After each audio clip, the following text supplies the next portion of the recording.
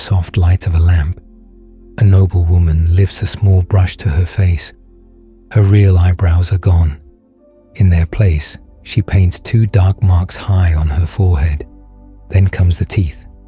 Not white, not pearl-like, black, glossy black, like wet lacquer. At the Heian court, this was not odd. It was refined. It was grown up. It was beautiful. Pale skin, black teeth, painted brows, long dark hair. A face was not meant to look natural. It was meant to look finished. This was the world of Heian-kyō, the city we now call Kyoto. The capital was moved there in the year 794 by Emperor Kanmu. The name meant peace and calm. The court hoped the new city would be orderly, proper, and far from the thick pull of old temple power in Nara. For a long time it worked. Roads were laid in a grid. Great halls and official buildings rose in rows. Behind them, the court nobility built a softer world of wood, paper, silk, perfume, and silence. When people picture medieval Japan, they often reach for armor, swords, and horsemen in the mist. But that is not where we begin tonight. We begin indoors, behind blinds, behind screens, in rooms where the sound of a robe on polished boards could matter more than the sound of a boot. The people at the center of this world were the kuge, the court nobles. They did not rule with open force. They ruled with rank, paper, marriage, memory, and style. A badly timed poem could wound you. A well-timed visit could raise a whole family. The strange thing is that this very quiet world helped run a country. Orders were written here. Offices were handed out here. Marriages were arranged here. Boys were lifted toward the throne here. Men waited years for the right robe, the right posting, the right nod from the right elder. Much of that power gathered around one family, the Fujiwara. And among the Fujiwara, one man rose above the rest. His name was Fujiwara no Michinaga. He lived from 966 to 1028, and during his years at court, the Fujiwara reached the height of their power. Daughters of his house married emperors. Grandsons became emperors. His world was polished, scented, and very nearly unbeatable. It is easy from far away to laugh a little at painted brows and black teeth. But if you stay with the thought for a moment, it starts to feel less strange. Every age has a face it calls proper. Every age trains the body to fit the room it lives in. At Heian Court, white teeth could look raw, too plain, too close to the unmanaged body. Court beauty moved in the other direction. It softened the face into art. It turned a person into something almost dreamlike in the dim light of candles and dawn. We do not know if every noble person loved these rules, but we know the rules were there, and we know people worked hard to meet them.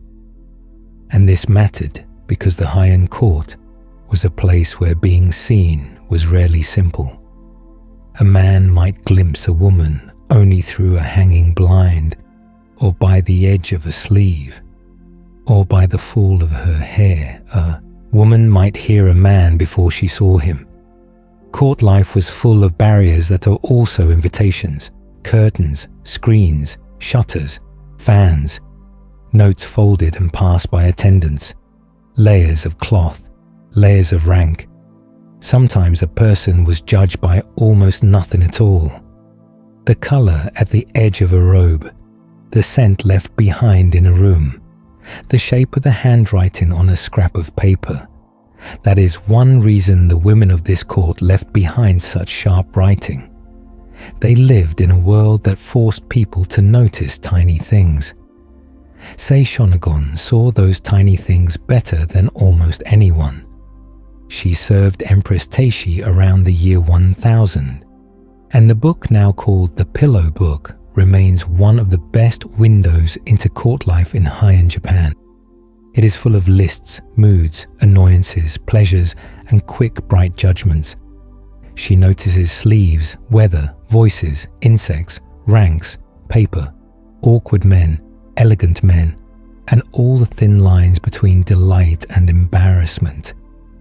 If you want to know how a room felt, she is one of the people you follow inside. Not far away in time, another woman was also writing. Murasaki Shikibu served Empress Shoshi, whose household stood in rivalry with the world around Empress Teishi. Murasaki gave us the tale of Genji, and though it is fiction, it was fiction written by someone who knew the court from the inside. Between Murasaki's novel, her diary, and Shōnagon's sharp notes, the Heian court still breathes. Not perfectly, not fully, but enough that we can hear its floorboards if we listen. And what a world they describe. Not a stone castle, not a dark fortress, a capital of planned avenues and noble compounds, timber buildings with bark roofs, open halls linked by covered walkways, gardens with ponds, bridges over still water, south-facing spaces meant for light and ceremony. In good weather, the outside and inside leaned into each other.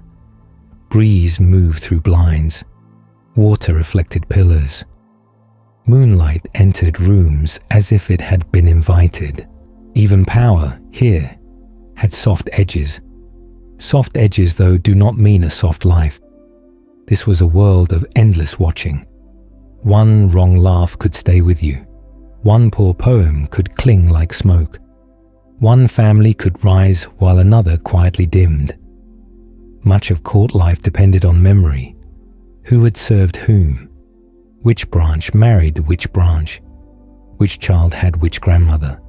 Which robe was right for which season? Which grief should be shown, and how much? Which joy should be hidden? The court loved polish, but polish is work, sometimes a very tiring work. And beneath all that polish sat the body. A body that had to be washed, dressed, powdered, combed, perfumed, trained. A body that felt heat in summer and cold in winter.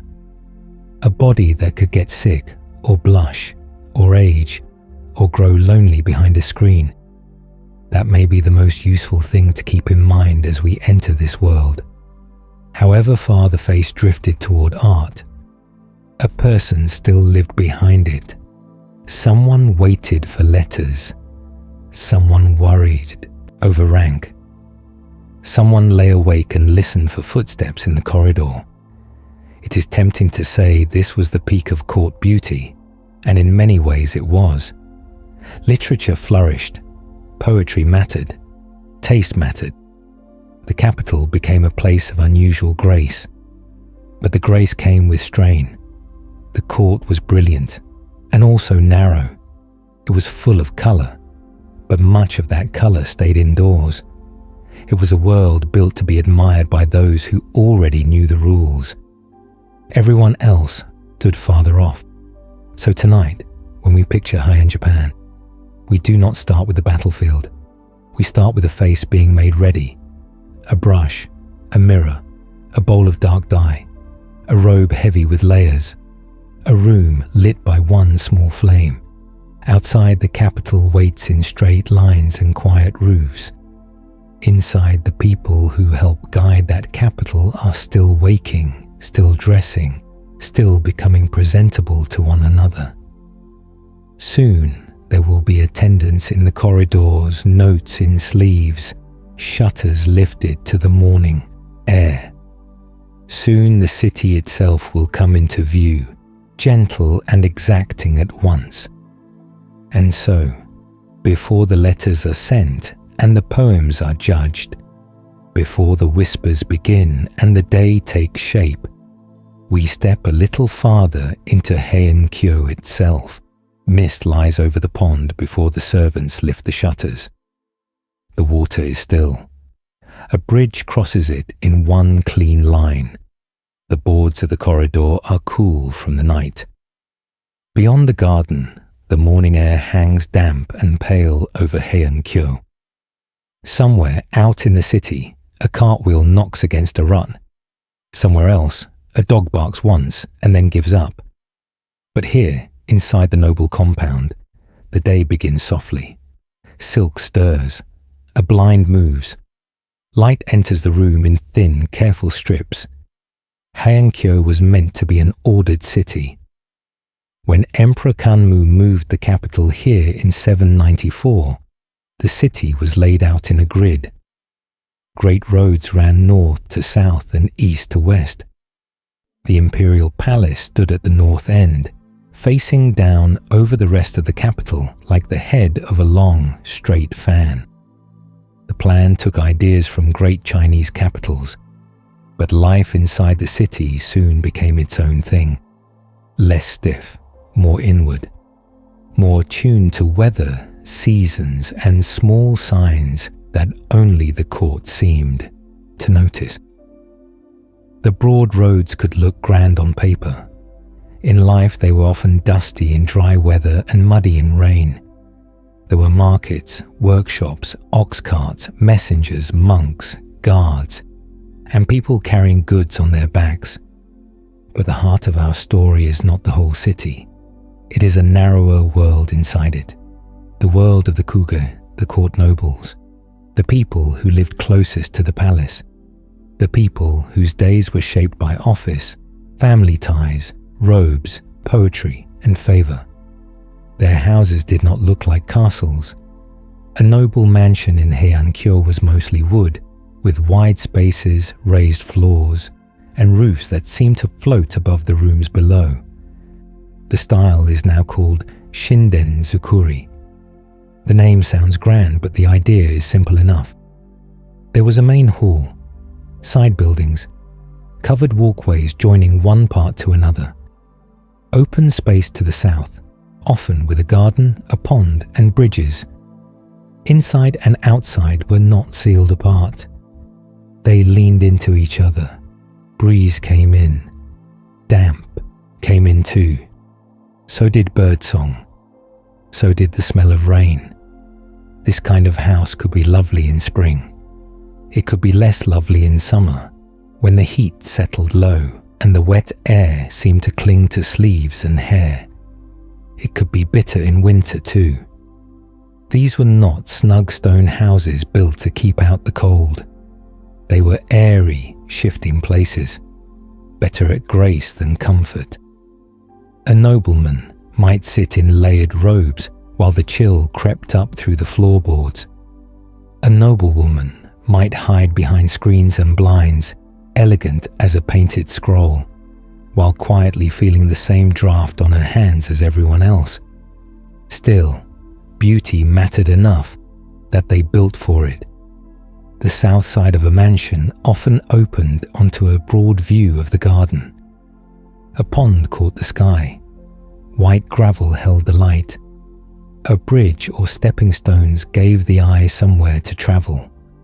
On a good night, moonlight could turn the whole place silver.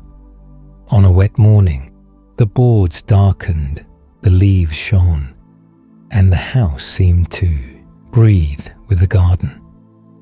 This was the world Shōnagon noticed so well.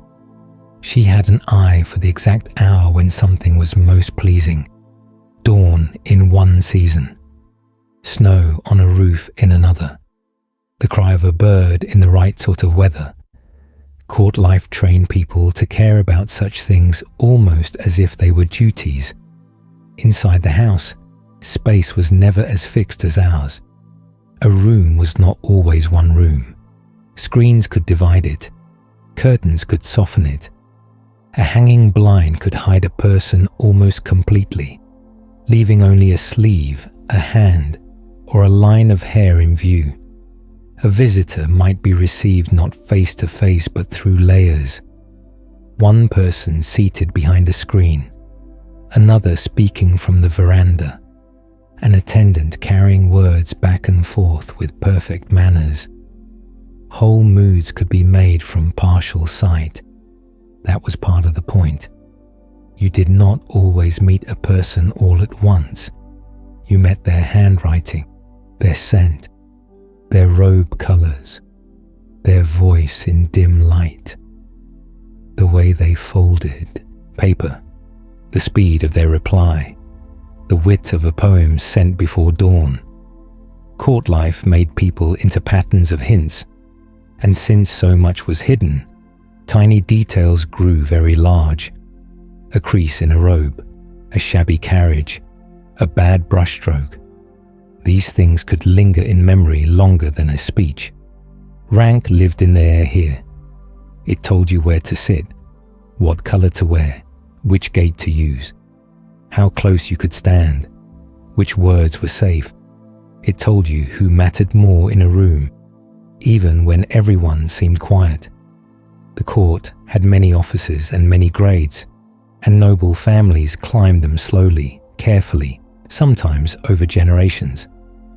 A child was born into a map of hopes. Parents watched for chances.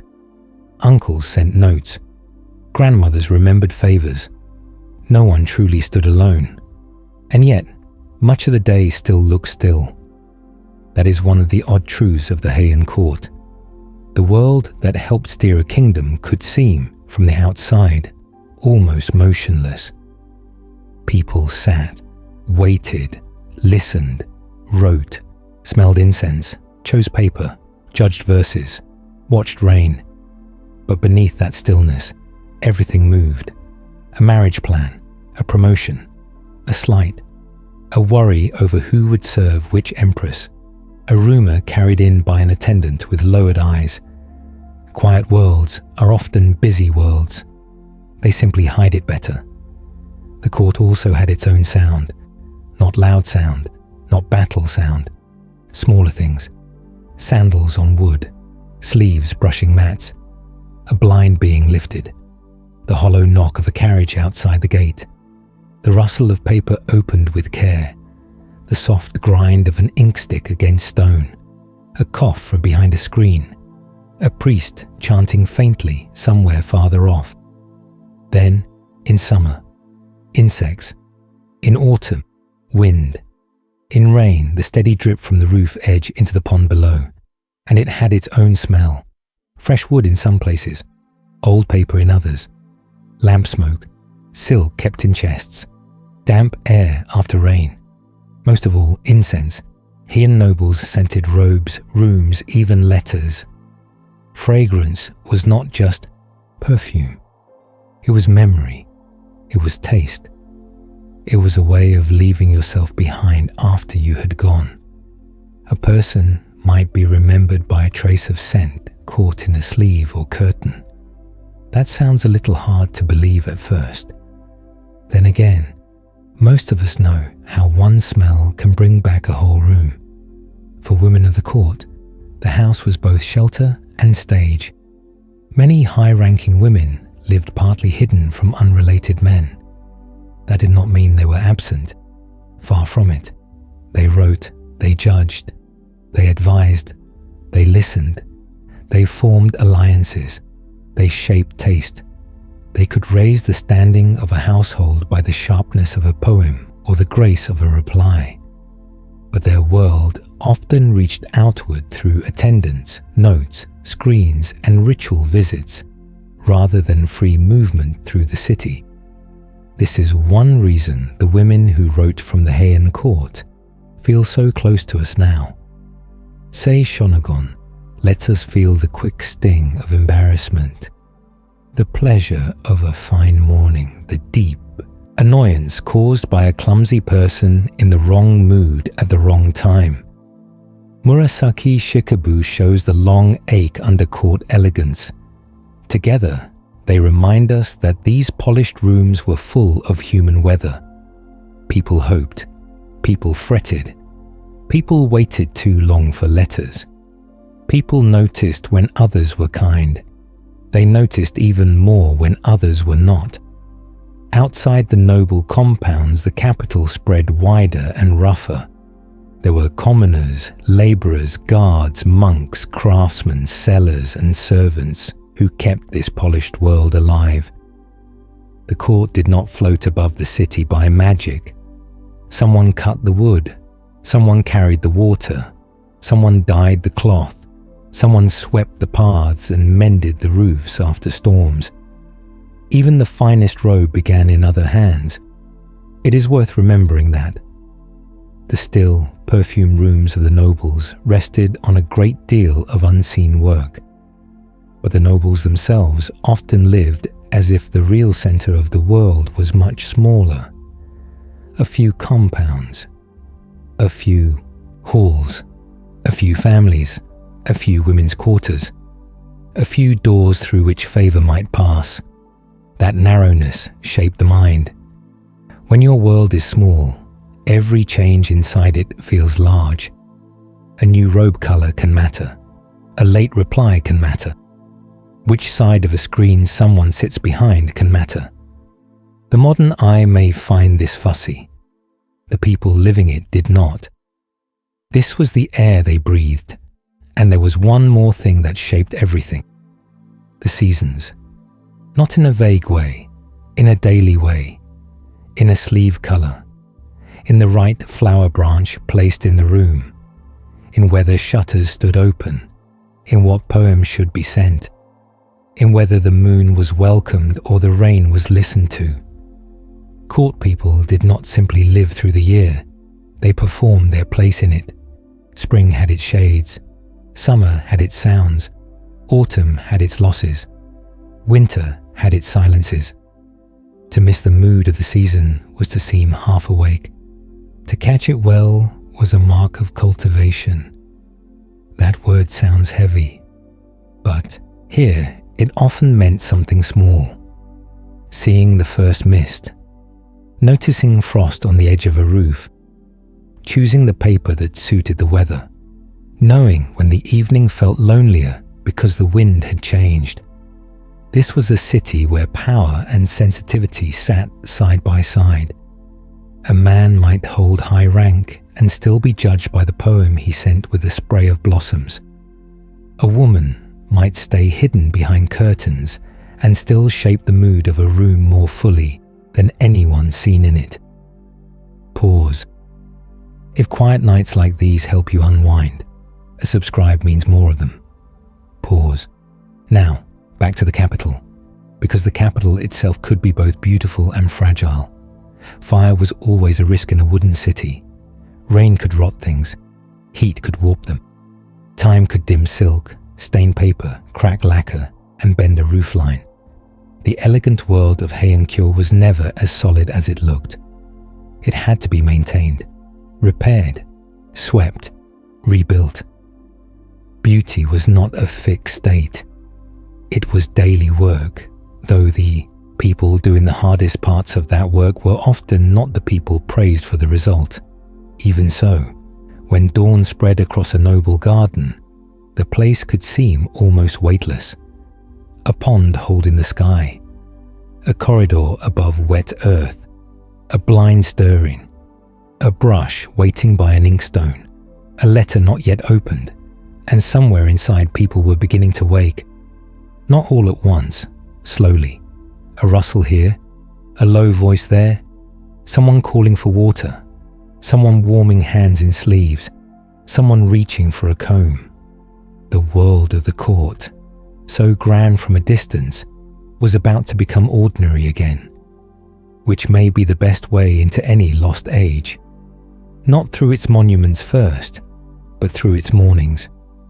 Soon, the rooms will fill with small tasks. Hair will be straightened, robes chosen, faces prepared, fires coaxed awake, notes answered, daylight let in. And once the house has fully opened its eyes, we can follow the people inside it into the first quiet rhythm of the day. Before anyone speaks above a murmur, someone is already awake, moving through the dim rooms with a little pan of coals. The air is cold enough to notice. Not cruel, just present. A servant crosses the boards in soft steps. A blind shifts. Somewhere water has been brought. Somewhere else, a box has been opened, and the day is waiting inside it in folds of cloth and combs and paper. Sei Shōnagon loved dawn most of all, and in her world the early hour had its own beauty, with pale light, mist, and attendants hurrying from room to stir the fires. Morning at the Heian court did not begin with a rush. It began with layers, with hands, with care. A person did not simply get up and become ready. Readiness had to be made. Hair had to be smoothed. Sleeves had to be set right. Robes had to be chosen with some thought for the season, the weather, the visit, expected later in the day, and the rank of the person who might see them. In Murasaki Shikibu's diary, she notes that from early dawn, the ladies adorned themselves with great care before an imperial visit. That small remark tells us a great deal. The day could begin in private, but it was always leaning toward display. So let us begin there. A noblewoman wakes behind curtains. The light is still weak. Her bedding is warm for a moment longer, and then it is not. The boards beyond are cool. The room smells faintly of paper, lamp smoke, and the last of last night's incense. She does not step into a bright mirror-lit chamber as we might. She wakes into a half-hidden world, where screens break the space and the morning comes slowly through fabric and wood. Even rising has a hush to it. There may already be attendants nearby. One brings water. One helps sort robes. One waits to see what mood the morning will have. In court life, attendance mattered because the noble household ran through many careful hands. Women served empresses and high-ranking ladies from behind blinds and screens, and the diaries show how much of elite life moved through these layers of service. Even gifts and formal exchanges could be received from within the hanging blinds, not in open view. Hair comes early in the morning, because hair takes time. In Heian writing, beautiful hair appears again and again. Murasaki notices it, fiction notices it, court painting notices it. A person's hair could signal youth, care, grace, even the quiet success of an entire household. We should be careful not to pretend we know each exact step of a daily routine, but we do know that hair was managed, judged, and seen as part of the whole impression a person made. Murasaki once wrote of a woman's abundant hair and even paused to judge how it ought to be tied. That is a very Heian sort of observation, helpful, exact, and a little unforgiving. Then come the robes. This is where the morning grows slower. Cloth is lifted out. Colors are weighed against the day. One layer lies under another. Sleeves must fall well. Nothing should bunch where it ought to glide. We should not imagine every court woman wearing exactly 12 layers all the time. Historians are careful about that. But layered dress, color harmony, and the right look for the right moment mattered deeply in Heian court life. Murasaki's diary shows ladies changing dress after ritual days and appearing in richly colored garments that shone through outer layers. She also notes mornings when women dress with great care before important visits. If this sounds tiring, it probably was. The court put great weight on appearance, but not in a simple, vain way. Appearance was part of rank, timing, and social skill. To be properly dressed was to show you understood the room before you entered it. To miss the season in your sleeves or look careless on the wrong morning could leave a mark. The Heian aristocracy is known in part for this pursuit of refinement, and that refinement began very early in the day, long before the first formal words were spoken. And then there is the face. not always painted in the full, strange style at the first instant of waking perhaps, but guided toward it. Powder, brows, teeth. A look that belongs to the court more than to the body that rose from sleep. We should be honest here. We do not have a neat checklist for every morning in every noble household, but we do know that altered brows and blackened teeth were part of court beauty, and we know that Heian nobles treated appearance as crafted, not natural. The face, like the robe, was prepared for the world it had to enter. Men too had mornings shaped by rank. A nobleman's day also began in dress, order, and self-control. He had robes to arrange, documents to answer, visits to prepare for, and the long, quiet task of becoming presentable to other people of rank. In this court, men were judged in part by office and family, of course, but also by style, by timing, by the quality of a letter, by the ease with which they moved through ritual. The world Murasaki and Shōnagon describe is full of men arriving too early, too late, too drunk, too loud, or beautifully on time. Morning was when one hoped not to be any of those things. There is a gentle comedy in that. Even a polished court must first deal with sleep-heavy eyes, cold hands, and hair that has made its own choices in the night. That may be one of the nicest things about this hour. For all the silken rules, morning still pulls everyone back toward the plain facts of having a body. Someone needs hot water. Someone cannot find the right cord. Someone has smudged something. Someone else is pretending not to notice. We do not hear these exact scenes written out line by line, but the diaries are so full of embarrassment, adjustment, and careful watching that the human truth of it feels close. By now, the house is beginning to wake with them. A corridor carries the sound of steps. A screen is shifted. The first low voices move through the rooms. The mist outside has not fully cleared. Murasaki mentions royal messengers arriving before the morning mist was gone, and elsewhere writes of ladies adorning themselves from early dawn. Shōnagon, for her part, treats dawn not as dead time before the day, but as one of the finest parts of life itself. Morning in Heian-kyō was not empty. It was full of preparation. Soon the rooms begin to sort themselves by purpose.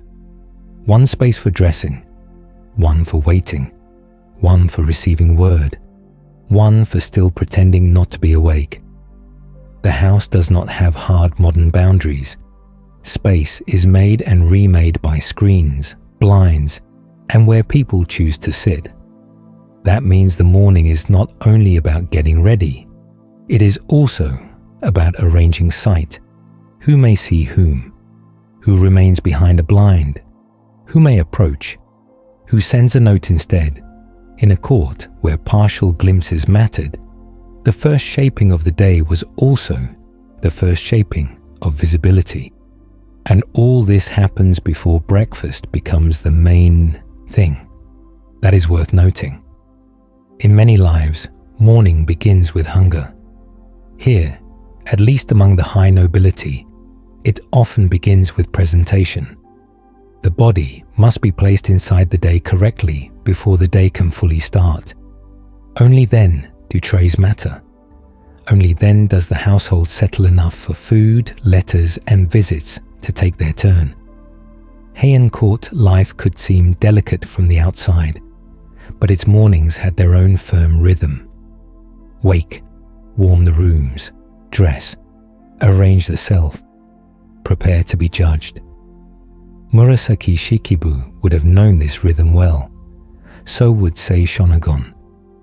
They lived in rival circles at court, served different empresses, and left us different kinds of writing, but both understood the small strain of becoming visible in such a world. Not visible all at once, never that, visible by degrees, through fabric, through writing, through the edge of a sleeve, through a reputation already half-formed before the day has properly begun. That is what makes a Heian morning feel so hushed and so tense at the same time. Now the charcoal is glowing better. The cold has stepped back a little. The robes have settled. The hair is in place. The attendants know where to stand. Somewhere a brush is being lifted. Somewhere a message is already being answered. Somewhere a person who was only a sleepy body an hour ago is now once again a lady of rank, or a courtier, or a daughter whose household expects her to shine without seeming to try. And once the house is fully awake, the day becomes work. Quiet work mostly, brushwork, formal visits, papers, waiting, poetry. The long repetitive labor of keeping one's place in a world made of rank, memory, and very careful words. The brush touches paper long before the sun is high. Ink is ground, sleeves are folded back, a note is opened, another is answered. Somewhere in the compound, a servant hurries a message across a covered walk. Somewhere else, a courtier is already thinking about rank, timing, and who must be answered first. This is work in Heian-kyō, not hammering, not marching, not shouting across a yard. Work here is quieter than that. It sits on the floor. It waits its turn. It writes things down. For the court nobility, a great deal of labor was social labor. A man might spend half a day on something that leaves no mark a modern eye would call solid. He might attend, wait, bow, listen, send a poem, choose the right paper, remember the right form of words, and go home having done nothing that looks like work, until you remember that this was how power moved. In Heian Japan, rank shaped aristocratic life from top to bottom, and court office, family standing, and formal accomplishment all mattered. That meant repetition, the same corridors, the same formal calls, the same robes for the same kinds of day, the same worry over who outranked whom, the same careful movement through ceremonies that had been done before and would be done again. The Heian court loved precedent. It liked things to happen in the proper order, in the proper place, with the proper people in view. There is something almost sleepy about that. Also, something exhausting. Take Fujiwara no Michinaga. He was born in 966 and became the strongest man at court, the high point of Fujiwara power. From the outside, his life might seem all grandeur. Carriages, daughters married to emperors, rich buildings, fine robes. But such power had to be maintained every day. Offices had to be managed. Alliances had to be watched. Ceremonies had to be handled without obvious strain. A man like Michinaga lived inside a constant flow of papers, visits, favors, and memory. And memory itself was part of the job. Who sat? Where last time? Which branch of which family had the stronger claim? Which visit had been returned? Which gift had been answered? Which poem was clever, and which one tried too hard? In a world like this, forgetting was dangerous. So was seeming too eager. The ideal courtier had to look easy while doing very hard mental work. He had to glide. He had to remember. He had to avoid making his effort visible. Writing mattered so much because speech could vanish. Paper stayed. A letter could be reread. A poem could be shown to others. A hand could be recognized at once. In Heian court culture, waka poetry was not an extra hobby kept safely to one side of life. Britannica notes that making waka was an indispensable part of aristocratic daily life and an essential accomplishment for a courtier. so even verse could be worked. A graceful poem might smooth a tense meeting. A poor one might do the opposite. This gives the whole court a strange rhythm, part office, part salon, part family web, part long test with no clear ending. A man might copy, compose, review, attend and wait, then do it again tomorrow. A woman at court might not hold the same offices as a great minister, but her labor was no less real. She, too, wrote, judged, advised, remembered, dressed for the room, received messages, and helped shape the standing of the household around her. Much of what we know about the court comes from women, because they were watching this labor so closely. Murasaki Shikibu is especially good on this. In her diary, even a grand event has a feeling of management. Seats are assigned. Balconies are filled in careful order. The west seat is more honorable in one place. The north seat is more honorable in another. Officials and nobles are set in rows. Screens are placed. The right people appear in the right spots. This is one of the most Heian things of all. Even a feast begins as logistics.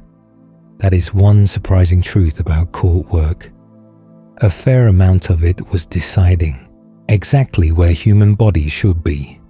Not in a cruel way, just in a very exact one. Who sits near the center? Who waits farther out? Who may approach the blinds? Who remains on the veranda? Who speaks directly?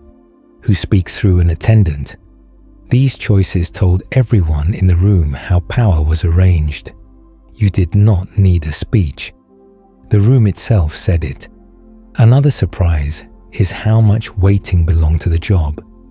Waiting for a response, waiting for a summons, waiting for a promotion, waiting for the right hour to send something, waiting to hear whether a line of verse has landed well or badly. This was a court that often moved through delay. The stillness was part of the system. It gave time for judgment, time for caution, time for everyone to notice who seemed patient and who did not.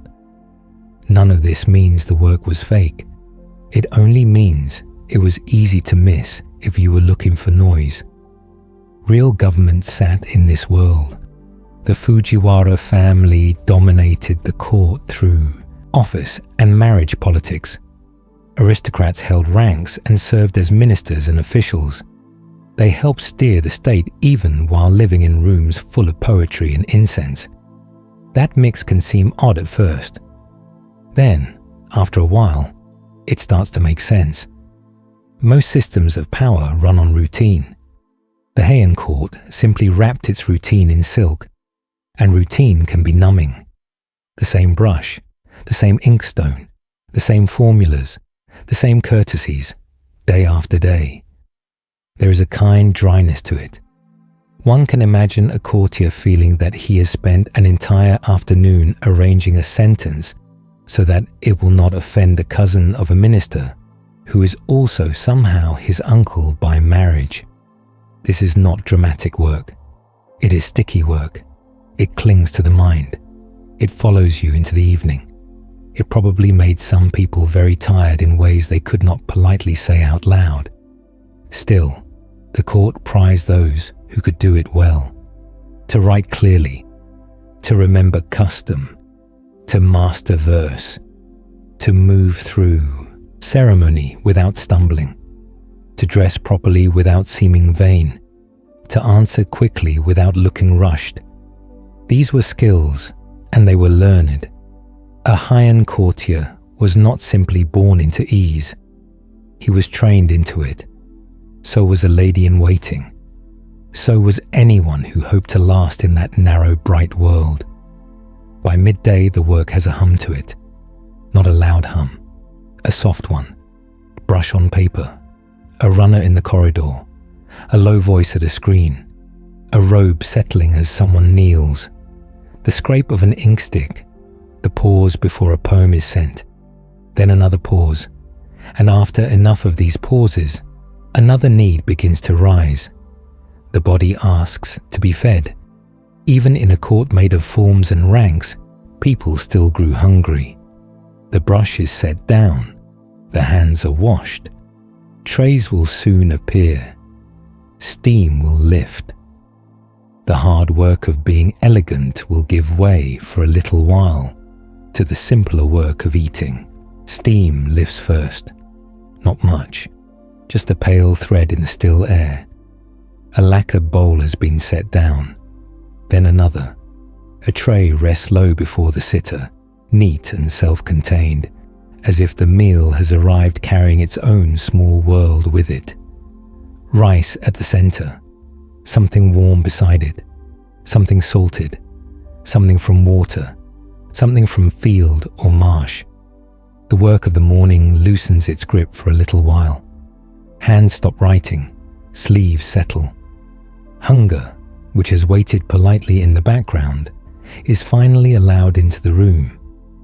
At the Heian court, food could be plain in one moment and ceremonial in the next. Rice sat at the heart of life in Japan long before the Heian period, and by the ancient and medieval ages it was already the key grain in much of the country's food world. Archaeological work summarized by the Sainsbury Institute shows rice as the most important grain at many medieval sites, while fish and shellfish supplied much of the protein in studied remains. That broader pattern fits the Heian court as well, when nobles ate in a world built around rice, side dishes, and service shaped by rank. But a court meal was not just fuel. It was order made visible. One person, one tray, one bowl, one stand, one careful arrangement. A modern family table gathers everyone into one shared spread. A Heian meal often came to you already sorted, portioned, and placed. Kikkoman's food culture history notes that serving meals on individual trays was the long custom in Japan before the common dining table took over much later.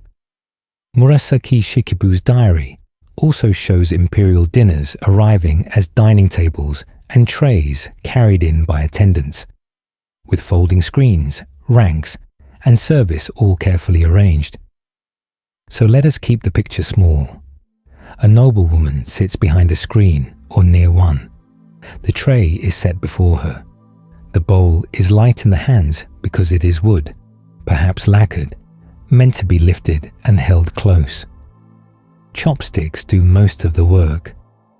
By the Heian period, chopsticks were already well established, and spoons among the nobility seem to have been kept mostly for rice gruel. Even the tools of eating had become part of the court's quiet discipline. The food itself was not built to shout. That is one of the comforting things about it. When scholars reconstruct elite banquets of the Heian period, they find not one huge central dish, but many small elements. White rice, soup, fish, sake, taro, fruit, and other side dishes, with variety shaped by season and status. The Sainsbury Institute's reconstructed imperial banquet meal includes boiled or steamed white rice, soup, grilled Red Sea bream, stewed taro, abalone dressed with sea urchin roe, fruit and sake, among many offerings. That was banquet scale, of course, not the shape of every ordinary day. Still, it tells us the court table leaned toward many small items, rather than one heavy plate. A simpler daily meal would have felt gentler than that. Rice, soup, fish, perhaps dried, salted, or grilled, a dressed or pickled side, something seasonal, something preserved. Heian food was shaped as much by storage and timing as by taste alone. Kyoto sat inland, and yet court kitchens drew from both land and sea through transport, tribute, and preservation. The result was a table where the food often arrived already touched by salt, drying, steaming, or pickling. That may sound severe. It need not have felt that way. A warm bowl of rice is never severe. Neither is soup. Neither is a little fish, carefully laid out, with the room gone quiet for a few minutes at last. The comfort here is not in richness as we now imagine it. It is in shape, in order, in warmth held close to the body, in the relief of having something set before you after a morning spent being observed. Murasaki Shikibu gives us little flashes of this world rather than full menus.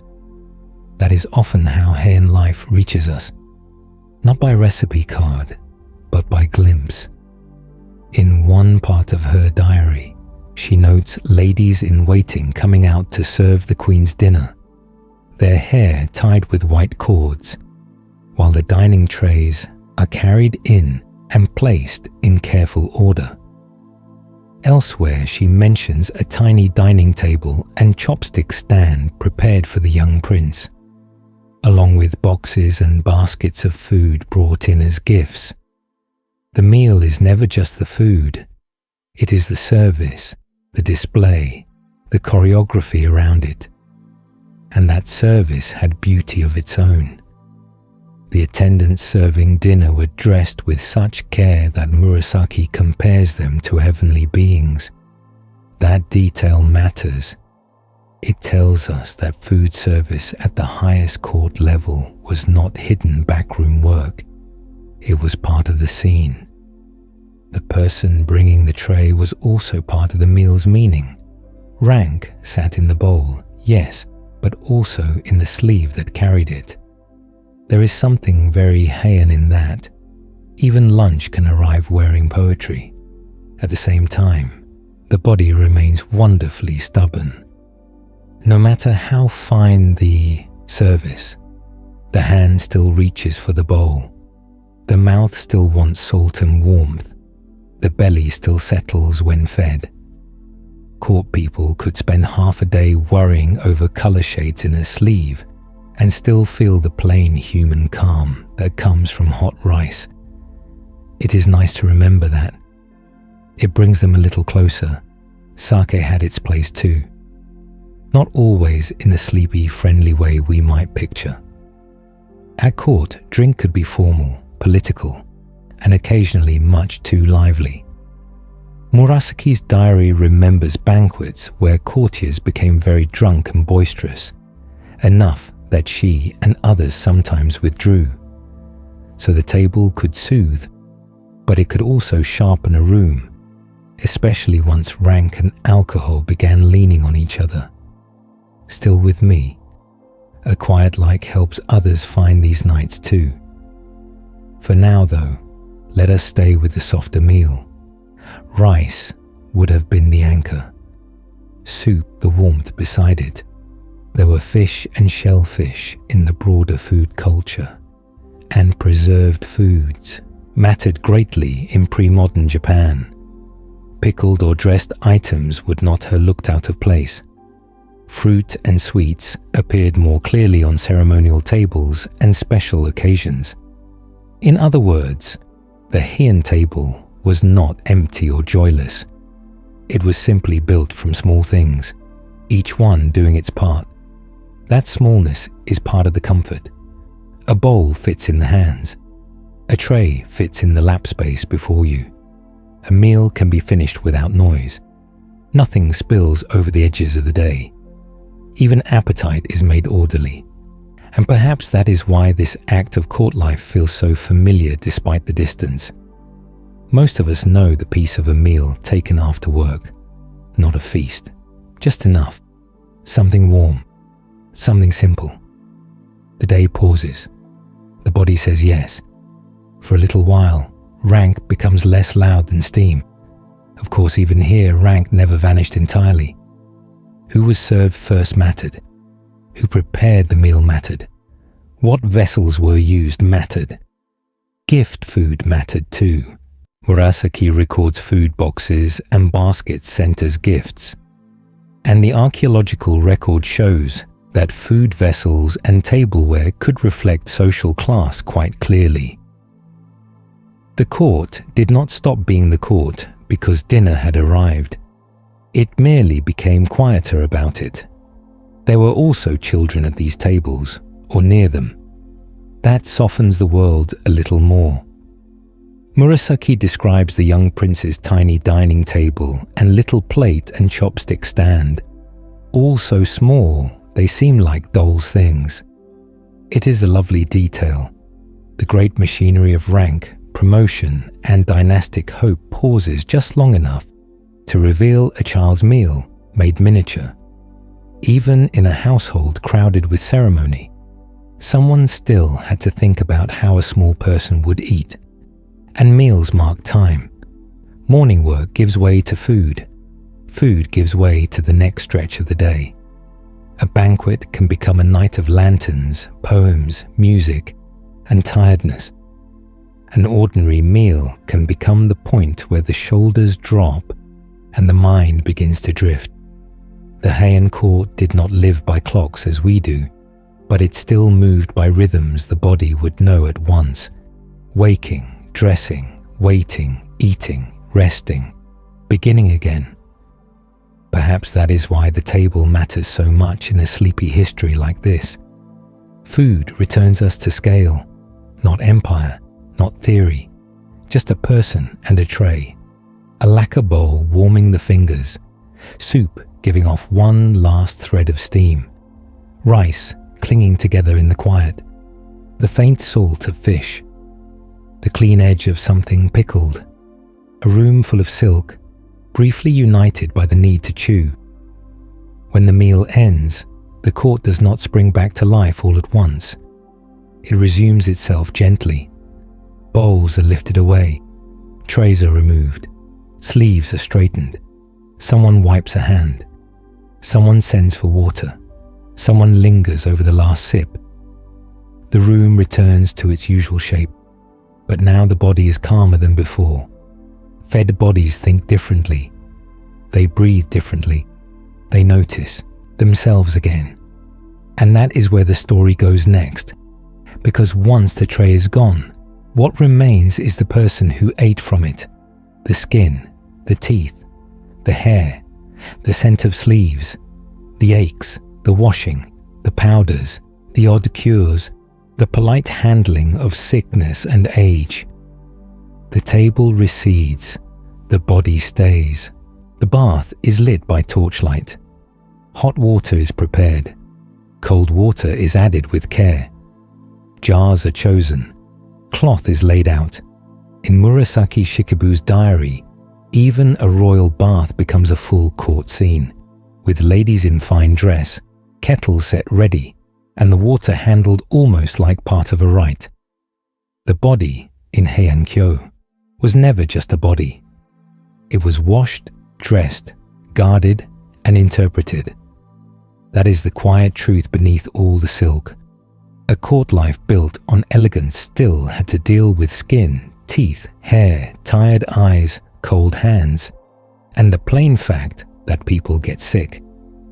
The Heian court could hide a person behind blinds and sleeves, but it could not hide the body from itself.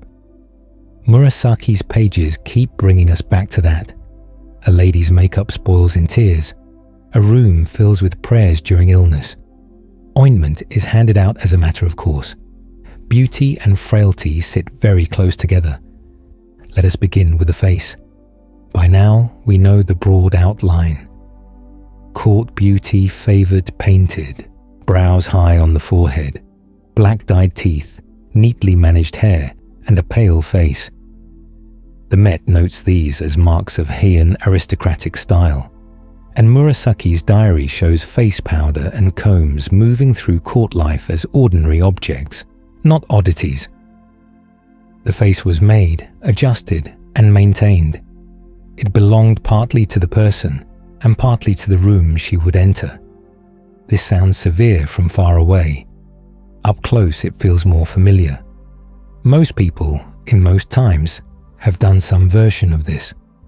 They have stood before a mirror or polished metal or a bowl of water and tried to look a little more ready than they felt. The Heian court simply pushed that instinct further, A comb was not just a comb. Powder was not just powder. Murasaki even records a teasing gift of a comb and face powder sent with a poem, which tells us that grooming could be folded into wit, rivalry, and social play. Hair mattered just as much. It was brushed, tied, smoothed, and judged. In one bath scene, Murasaki notices women whose hair is tied with white cords that make their heads look especially fair.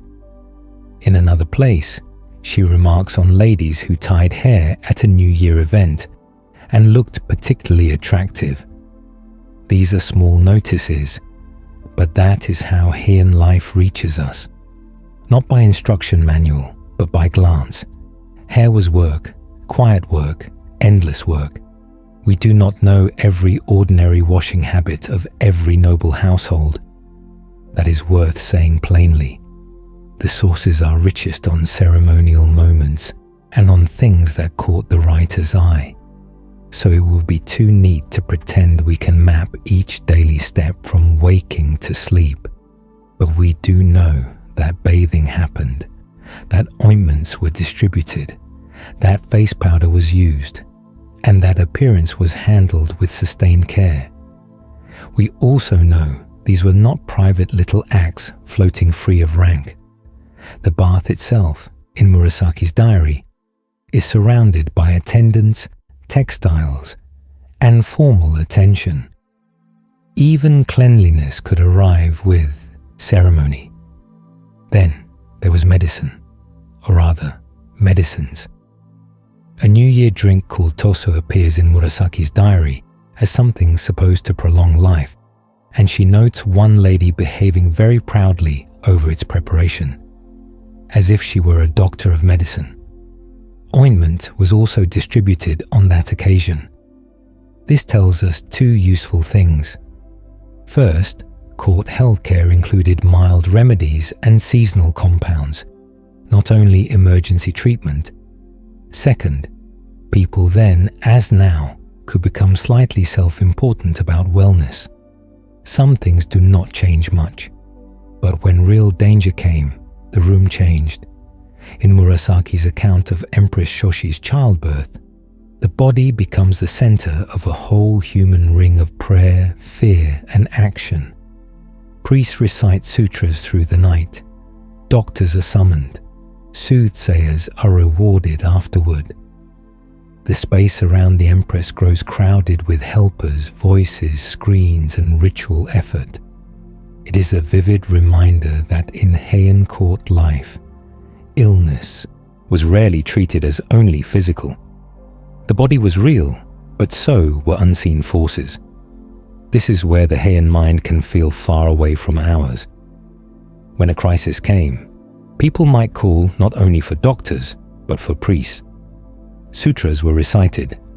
Evil influences were feared. Murasaki's diary describes spirits being spoken of as active during the Empress's difficult labor, and priests struggling in prayer against them. Britannica notes that Heian religion was shaped strongly by Tendai and Shingon Buddhism, with formal rites that closely matched court ritual, so it makes sense that healing and prayer stood side by side. We should be gentle with that difference. It is easy for modern people to sort everything into boxes. Medicine in one box, religion in another, fear in a third. The Heian court did not always do that. A body in distress might need hot water, ointment, doctors, priests chanting, and careful watchers all at once. To them, this was not confusion. It was the world as they knew it. And the body was not only a source of fear, it was also a source of embarrassment. Murasaki notices makeup gone wrong, robes not sitting quite right, eyes reddened by tears, a face only half finished at the wrong moment. She knows how quickly refinement can slip.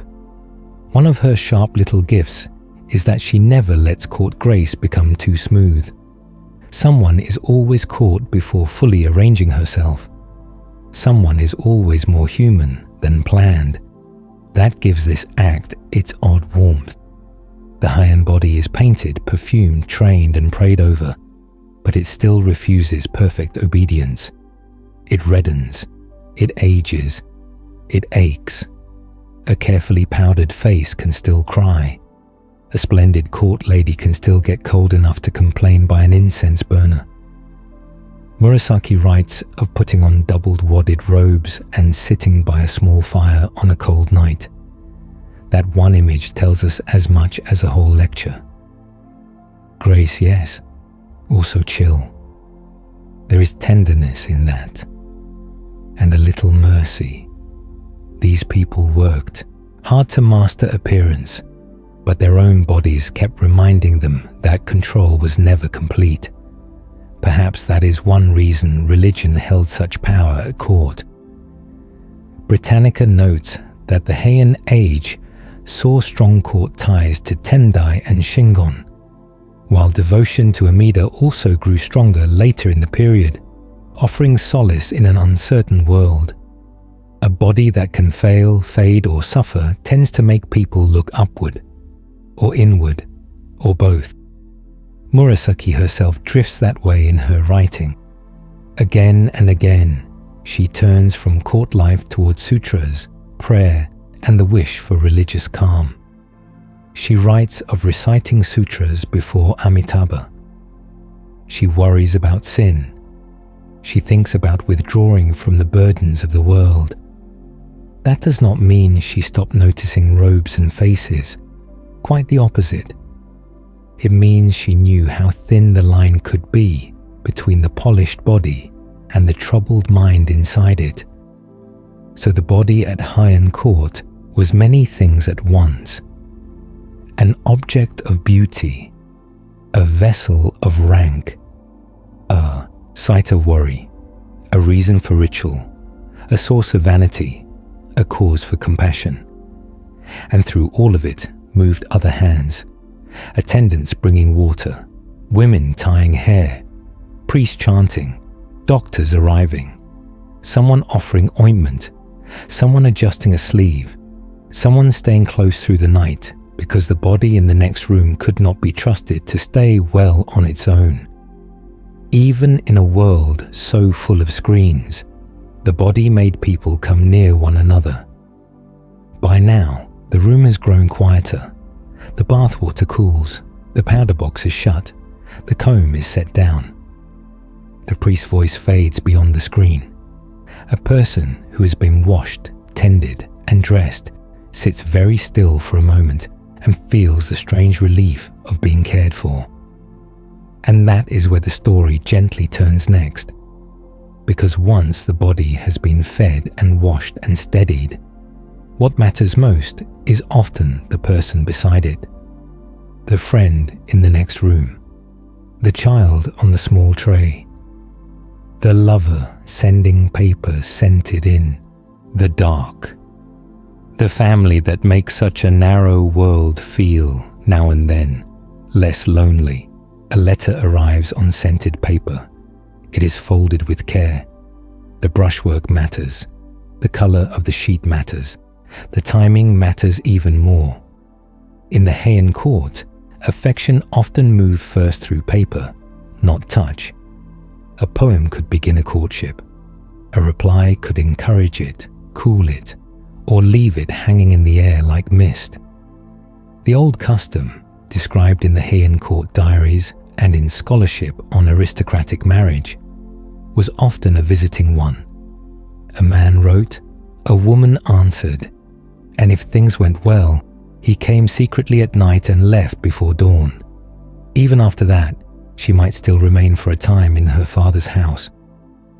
So love in Heian-kyō was rarely simple. It was formal, indirect, full of gates, curtains, messengers, and waiting. A person might know another first by a hand on paper, or by the scent left on a letter, or by the steadiness of a poem sent at the right hour. That sounds fragile. In some ways it was, but it also meant that small acts carried great weight. A late answer could wound. A fine answer could bind two people more tightly than a long speech. Poetry was part of the bond itself, not a hobby added after the fact, not decoration. In Heian court life, poems helped do the work of feeling. Britannica's overview of classical Heian literature notes how central love poetry was in the age, and the court diaries show poems moving through ordinary relations almost as naturally as breathing. A lady was expected to answer in kind. A gentleman had to prove not only desire but taste. In a world where women of rank were often kept from open view, the poem became one of the truest ways of being known. That gave love a very quiet shape. A fan extended, a folded sheet, a messenger in soft shoes, a lamp still burning near dawn, then the waiting. Marriage, too, did not always look as we might expect. Among the Heian aristocracy, husbands and wives often did not begin by setting up one household at once. Historians describe a pattern in which the husband visited the wife where she lived with her own family. The bond was real, but the house remained hers for some time. That meant family ties stayed close and visible.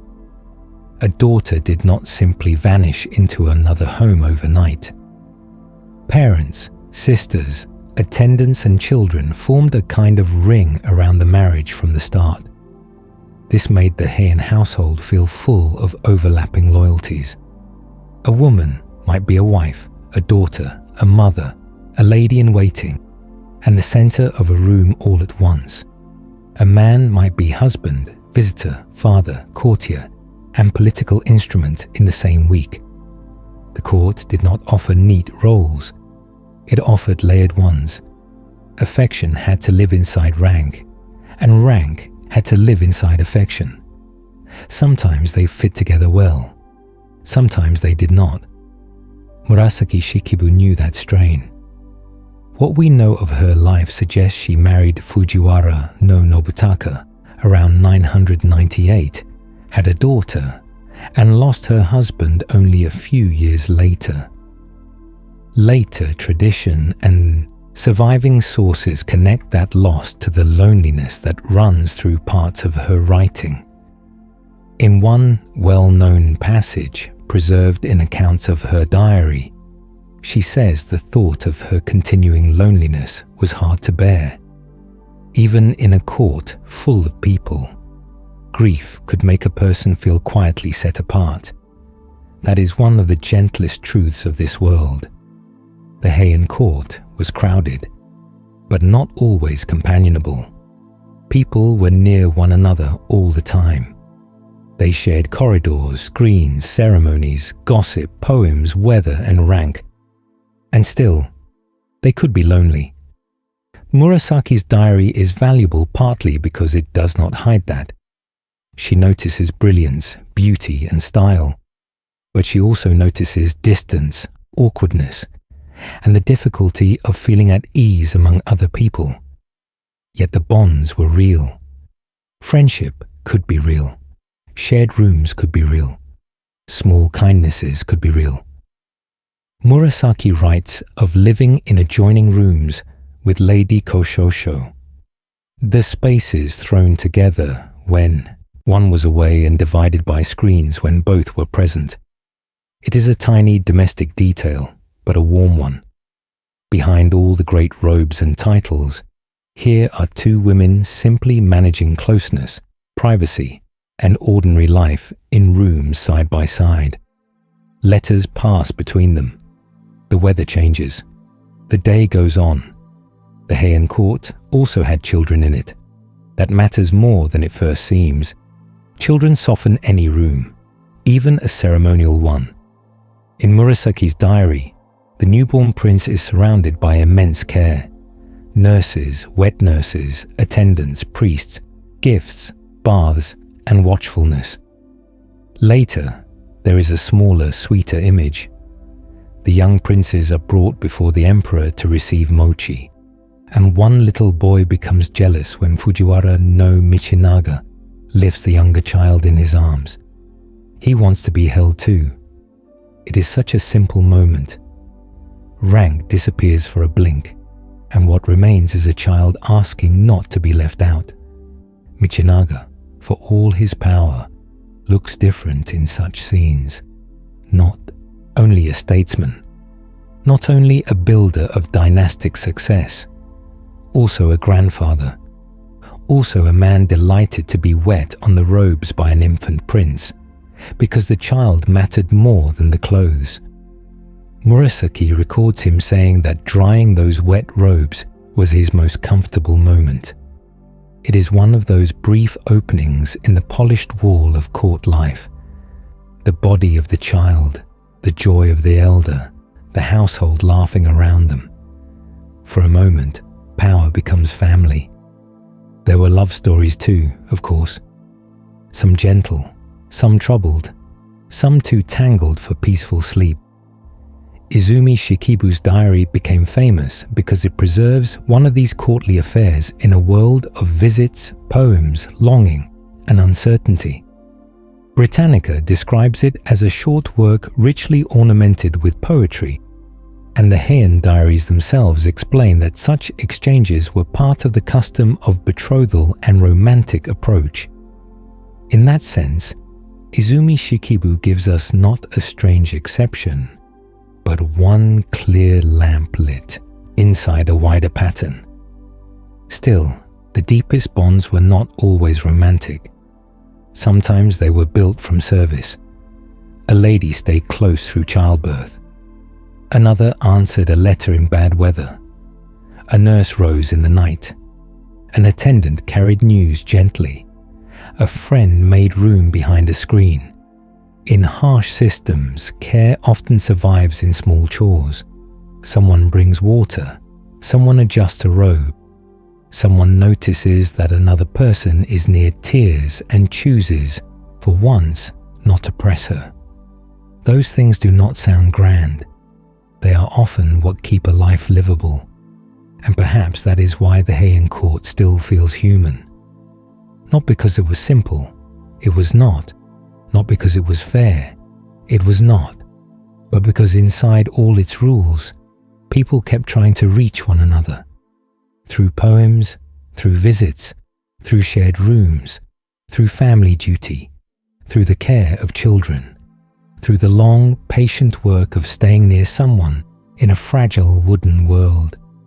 By evening, those bonds would quieten into other forms. A mother listening for a child, a friend speaking low beyond a screen, a lover's letter tucked away, a priest called because fear had come back, the ties of the day thinning but not breaking. And as the lamps grow softer, those human ties begin to lean towards something larger still. Hope, fear, prayer. The wish that love might last beyond the room, beyond the weather, beyond the body itself. A lamp burns before a small image. The room is quiet enough to hear cloth move. Outside, the garden has gone dark. Inside, a voice begins to recite a sutra. Not loudly, not as a performance, just steadily, like water running somewhere beyond a wall.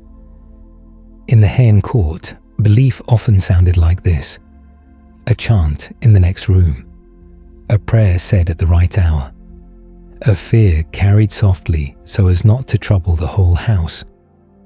Religion was not far from daily life. It sat close to the body, close to rank, close to the night. The Heian age was shaped deeply by Buddhism. Early in the period, Emperor Kanmu sent 2 monks to China. They were Saicho and Kukai. When they came back, they founded the Tendai and Shingon schools in Japan. Both became powerful in court life.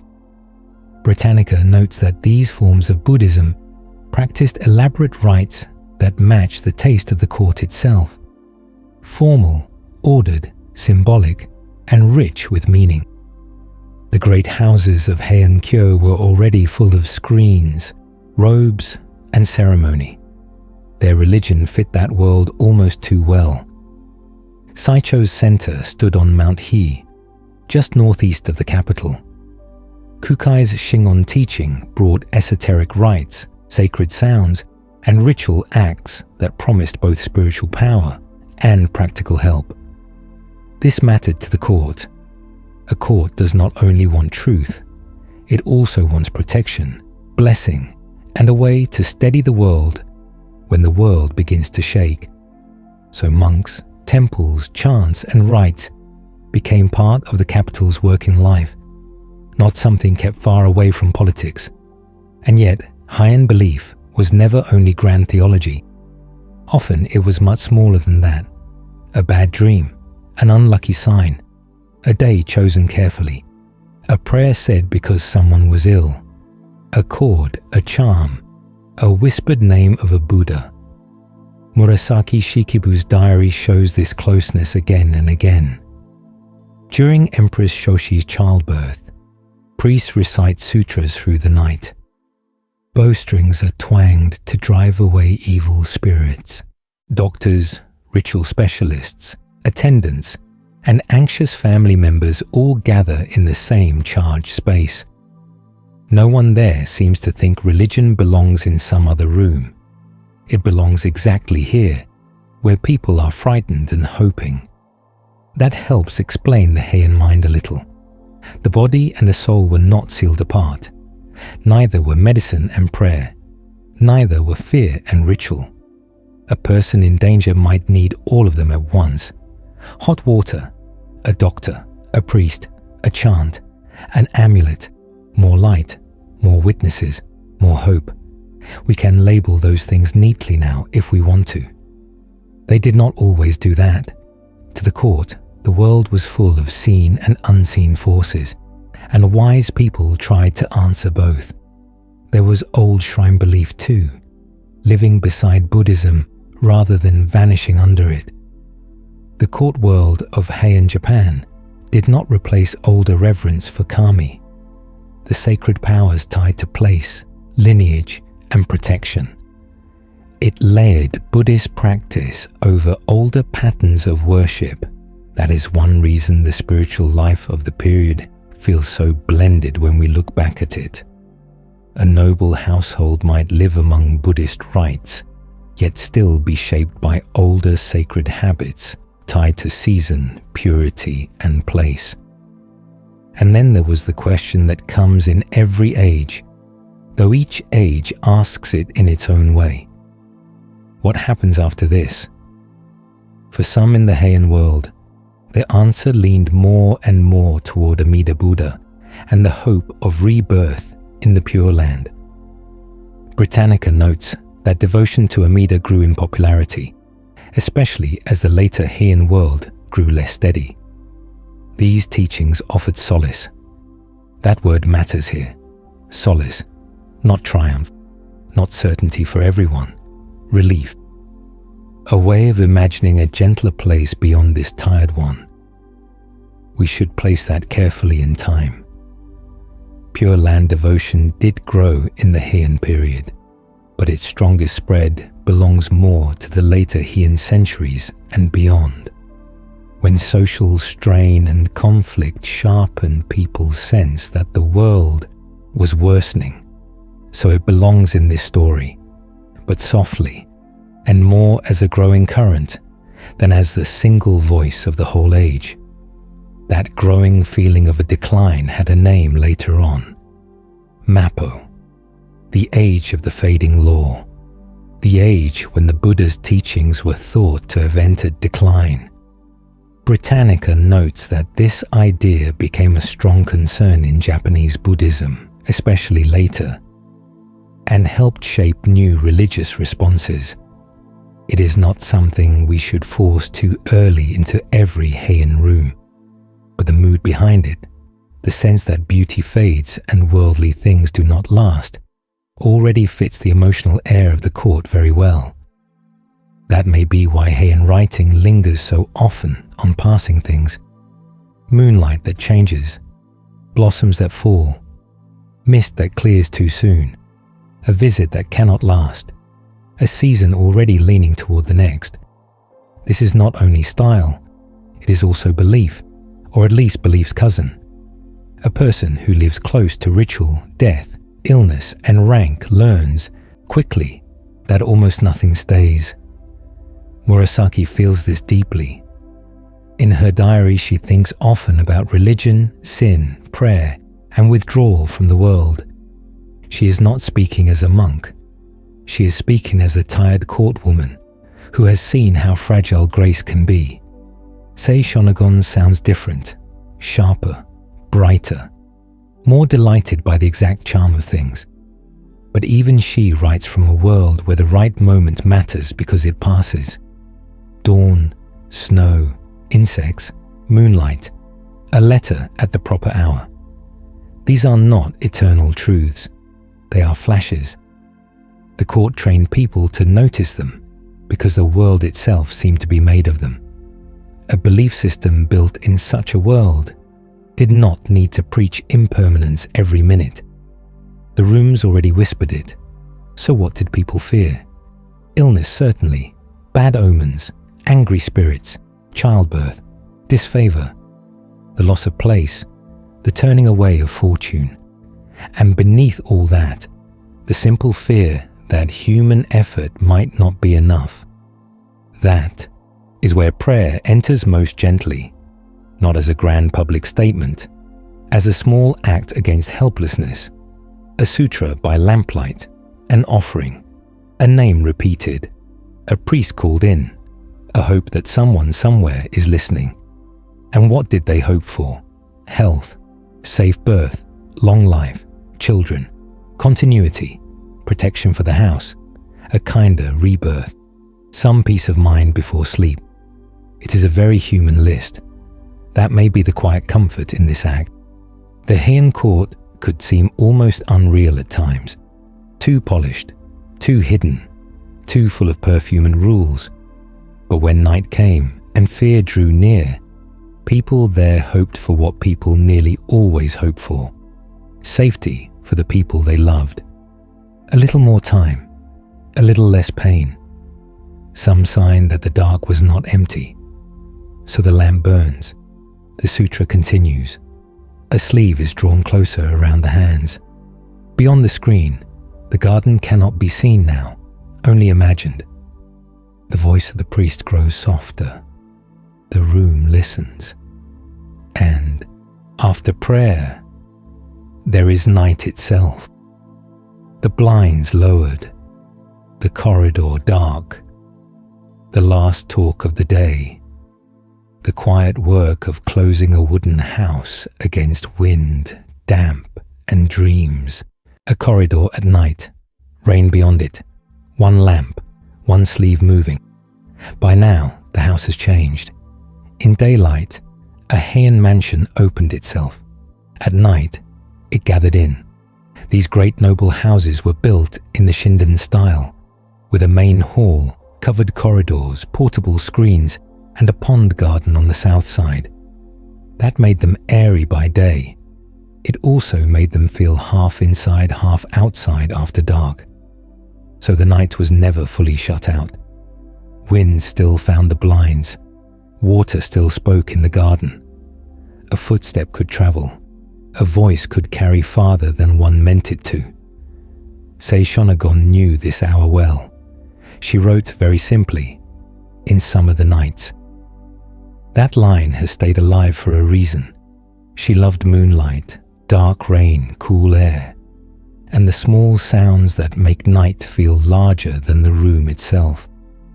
In one passage, she praises summer nights with the shutters open, so the cool air comes in and the garden can still be seen.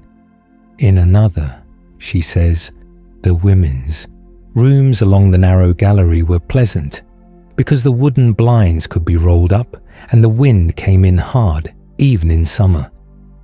It is easy to picture. The lamp low, the blinds lifted a little, a faint wet smell from the pond, boards cooled by night air, someone listening, though they seem not to be. This was still court life, so even the quiet had rank in it. Who might remain near the inner rooms? Who slept farther off?